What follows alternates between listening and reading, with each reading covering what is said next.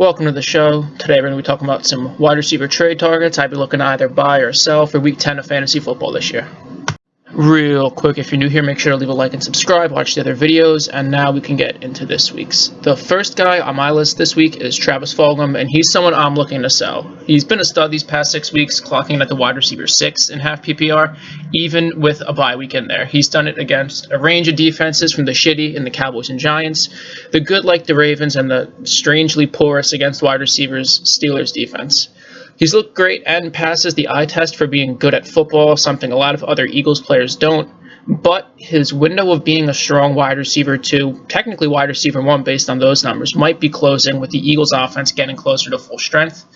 Their weekly target share is about 11 to tight ends, 20 to wide receivers, and about 6 to running backs. Fulgham by far was seeing the most targets on his team over these past 6 weeks, with a nice 3-week span where he hit 10, 13, and 11, which comes in at an average of about 11.3. But that was with him being the only real weapon, considering Sanders was hurt, Goddard was hurt, Rager was hurt, Ertz sucks and was hurt.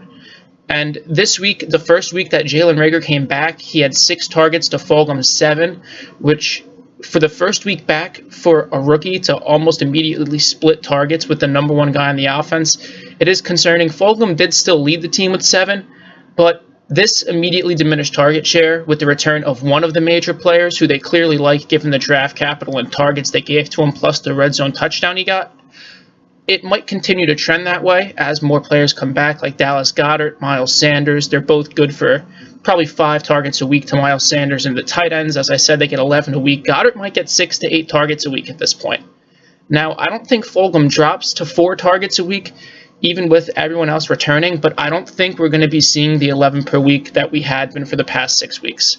I'd say we're likely going to see him move from anywhere to 5 to 8, and while he's definitely still talented enough to make this work, I don't think that he's going to remain a wide receiver 2, wide receiver 1 for much longer.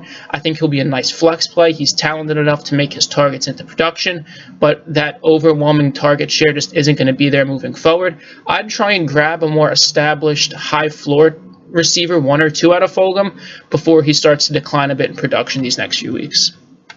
Next up, we have Christian Kirk, who has been absolutely out of his fucking mind these past 4 weeks as the wide receiver 7 and half PPR, with a total line of 17 for 324 and 5 touchdowns, and that line is absolutely fucking nuts, but it's come against the Jets, Seahawks, Dolphins, and Cowboys, 4 of the bottom 10 fantasy defenses for allowing points to wide receivers, with the Seahawks being by far the worst in the NFL.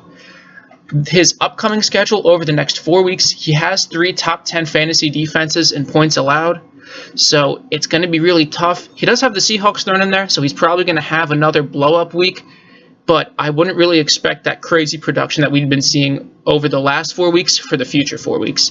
He's definitely talented, but he might be a product of really great matchups, and Kyler Murray also playing out of his mind these past few weeks. I don't think Murray drops off, but I think with the increase in competition for Kirk, he definitely could drop off a bit.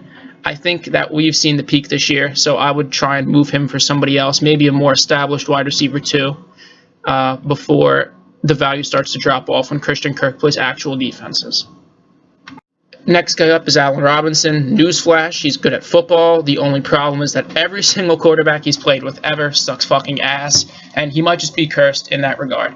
On the season, wide receiver 9 for half PPR, absolute stud, except for the James Bradbury week, but that's okay because James Bradbury is like the best cornerback in the league no one fucking cares about because he's a giant. The really, really juicy thing moving forward is the schedule he has to face. The hardest defense in terms of defensive efficiency against the pass is the Minnesota Vikings, and just here's the quick rankings of the defense he has to face. In terms of points allowed, we'll do 31st against the Vikings, a bye. 6, which is tough, could be the Jair Alexander-less Packers. Still a tough matchup, but he can produce against tough matchups. 12th against the Lions, who suck. 26th against the Texans, who suck. 31st against the Vikings, who suck. And the 20th ranked defense sucks. This schedule is going to be really easy. Really, really bad defenses in there against the pass, even though Nick Foles is absolute dog shit. Texans and Lions, I know, are typically advantageous for running backs instead of wide receivers, but the Bears' whole line's really not been that great this year, and David Montgomery as many like targets and carries as he gets because he's literally the only body in that room, sucks at football. So it's probably going to be the A-Rob show as it's been all year moving forward. He's third in the league with 86 targets. He has an extra week on a few guys up there, but that really doesn't matter considering he's averaging pretty much 10 targets a game. Just go buy him. The price might be high. Even if it is, just go buy him. He's worth it. Schedule's easy. He's a stud. He's going to ball out. Just go buy Allen Robinson. Last up on the list is Robert Woods, and he's a buy with a little bit of an asterisk. If you are a playoff lock or you're like 7-1, 7-2, 8-1, I can't relate. My teams have been hit with the fucking injury bug like crazy. But if you're a contender, go buy Robert Woods.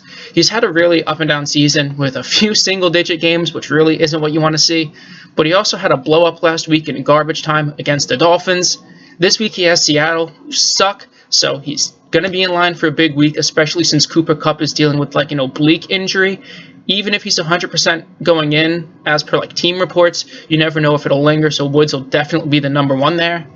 Next few weeks, though, it's going to be really tough. He has the Bucs, Niners, and Cardinals, who are all pretty good defenses that are really efficient against the pass, plus Goff forgets how to play football against half-decent teams.